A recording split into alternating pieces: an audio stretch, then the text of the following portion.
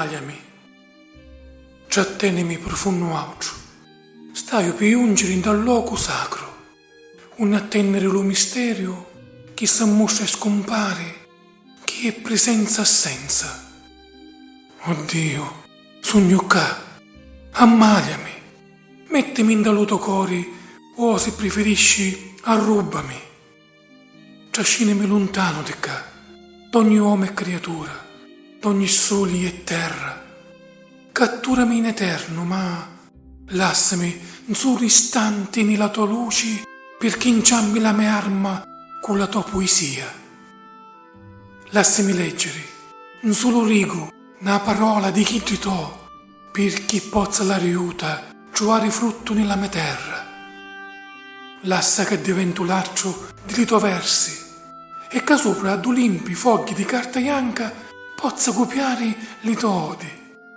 Li uso come ali per ricamparmi nella mia terra e rileggendole sapere di avere ancora qualche cosa di scrivere, qualche cosa di dare.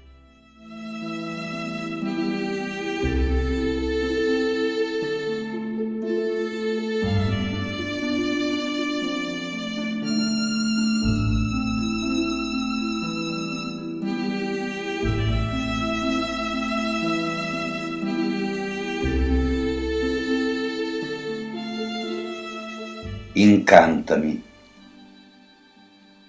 Trattieniti profondo altro, sto per giungere in un luogo sacro, ove attendere il mistero che si mostra e svanisce, che è presenza assenza.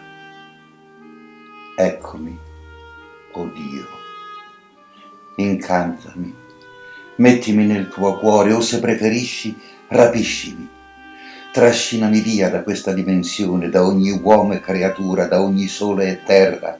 Catturami in eterno, ma lasciami un istante nella tua luce, affinché scaldi la mia anima con la tua poesia.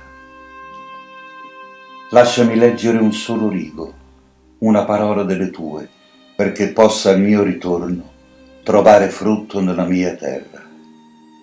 Lascia che diventi ladro dei tuoi versi e che su 2 fogli di pura carta bianca possa copiare le tue odi.